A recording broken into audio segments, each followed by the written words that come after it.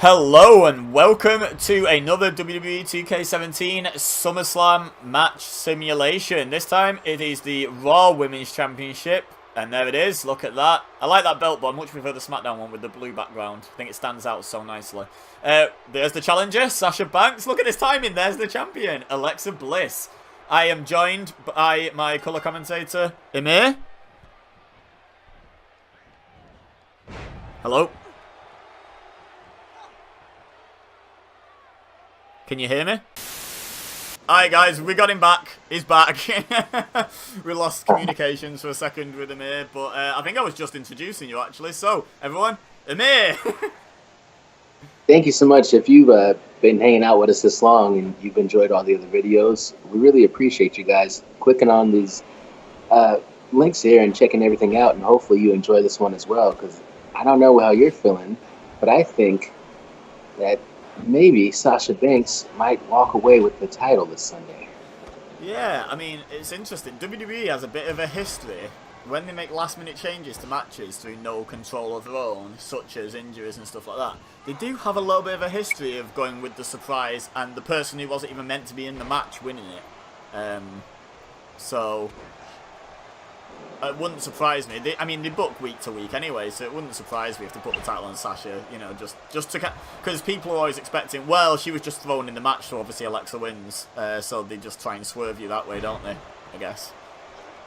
You know, another thing, too, about Sasha Banks is, for me, it was just like a foregone conclusion that, okay, Charlotte's going to SmackDown.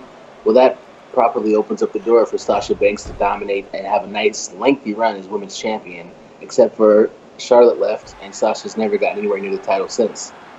Yeah, I mean, they've just basically swapped Alexa and Charlotte as the top woman on each brand, really, haven't they? You know, I know Charlotte's not currently in the title picture on SmackDown, but she's kind of in that John Cena role almost, where she's above the title. Like she's still the top big deal, whether she's got the belt or not. So yeah, they just swapped Charlotte and Alexa, and Alexa just carried on where she left off on SmackDown as the champion.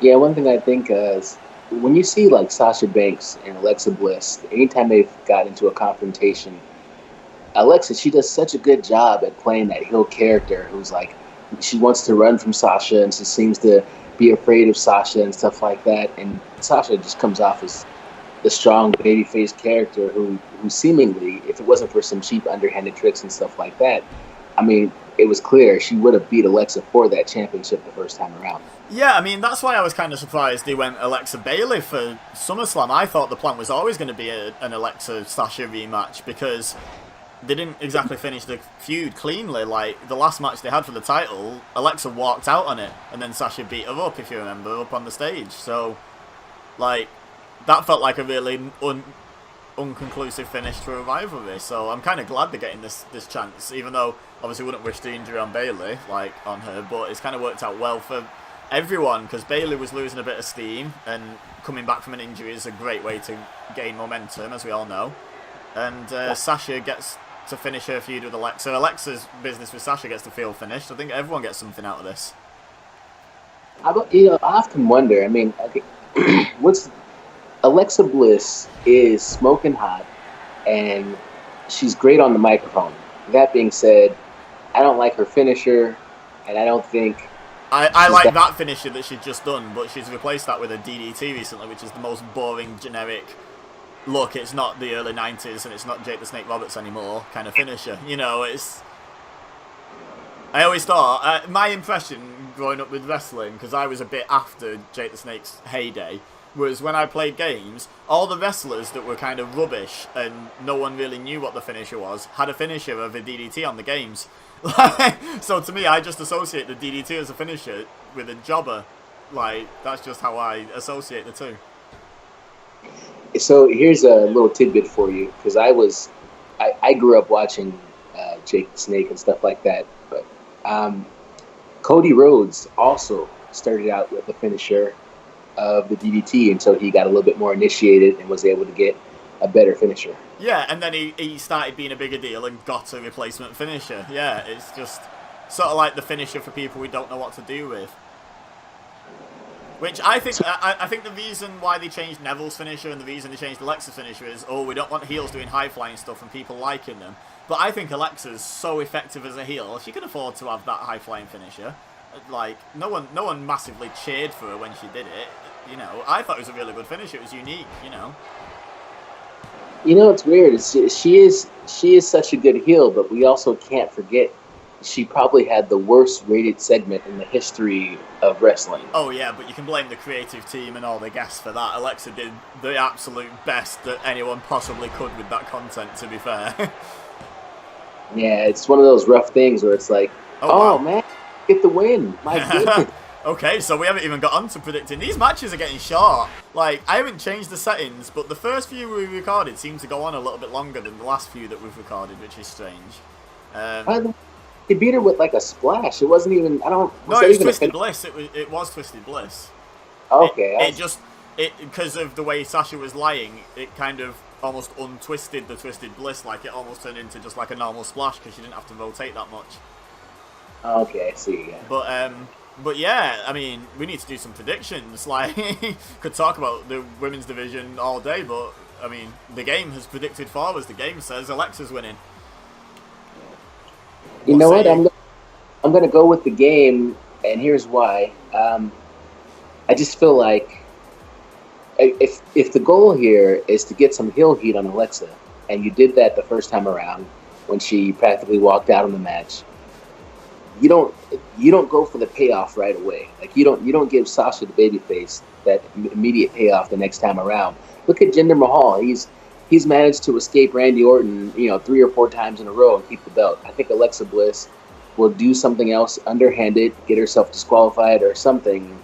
And I think some kind of way, maybe Sasha Banks wins the match, but I think Alexa Bliss will walk out with the championship until this at some point will inevitably force no holds barred type of match or some type of falls count anywhere match where anything is legal. But as long as the rules are like the regular rules, Alexa Bliss is going to abuse them and make sure she at least walks out with the belt, even if she doesn't get the victory.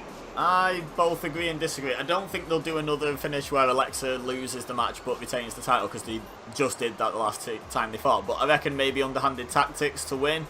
Maybe Bayley shows up and tries to help Sasha and costs her the match, and they start to tease that tension again that they were sort of making a start on. You know, the heel turn for Sasha that's been rumoured for the last 6 months and still hasn't happened. They could start the build to that again with, and keep Bayley sort of in people's minds. What I think will happen though, I think, much as I want to predict the swerve, this is Brooklyn. This is home turf for Bayley and Sasha, despite the fact that, Bayley's from San Jose, and I'm not sure where Sasha's from, but I don't think is she from Boston? I don't think so.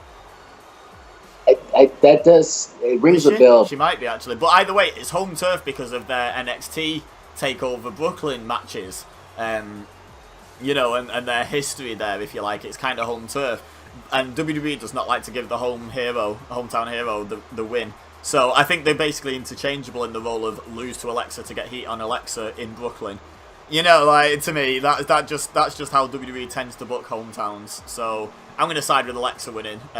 Maybe underhanded, but I'm going to side with Alexa. I think Are you settling on a Sasha win but an Alexa retain, or are you going to just say Alexa wins? What's your final thought? I guess final thought. I'm going to go with you. I think Alexa wins it underhandedly. And here's something else to note about the prediction that you made. There are rumors going around that Bayley is she storyline injured as opposed to real life injured. Yeah, and the sort of evidence supporting that is a bit weak though, because so far I've seen a video of her waving her arms around, which was clearly a bit older than the injury, and the DX pictures, which again, that sort of photo shoot would have been done ages in advance, I'd imagine, so it's probably been on the website for ages and we've just not been able to see it. So I'm a bit, and also if they were going to try and fool us with an injury, they probably wouldn't then do a photo shoot with Bayley waving her arms around. like that to me just screams how stupid do you think we are. So I'm not convinced about that. I like Bayley. I don't think she's that good of an actor. Like, was convinced by the injury. Do you know what I mean? She sold the heck out of it. If that was her selling, then put the title on her and never take it off her, because she's the greatest wrestler that there's ever been in terms of selling. Because it looks so real, that injury. Yeah, the disappointment looked real, and perhaps she might be the greatest seller of all time. Maybe, but also, I mean, we'll only find out with what happens at SummerSlam and afterwards. But I'm siding with it being a real injury. They might start to, they could still use her though. Like, she could come down to help Sasha, but Sasha looks at her, and then Alexa gets, you know, she turns around and Alexa kicks her and DDTs her, you know, and pins her, something like that. I don't know. I feel like Bayley could cost Sasha the match by accident. You know, it could go the other way too. That Bayley's music hits perhaps, and Alexa gets distracted, and that's how Sasha gets the victory. I'm not changing. Oh yeah, it could happen both ways, but I feel like Alexa walks out with the title somehow. I just feel like that. The other women's title is quite likely to change hands over to Carmella, so I feel like this one might stay where it is. Yeah, that makes perfect sense. I'm with you on that, man. Alright, so let me know in the comments what you guys think. Who do you think's winning? Who do you think's walking out with the title? Leave a like, subscribe if you're new here, share with your friends. But for now, all I have left to say is thank you very much for watching. As always, I've been Ibeza. You've been amazing. He's been Emir. Thank you so much for watching, guys. We definitely appreciate you. And we will see you next time.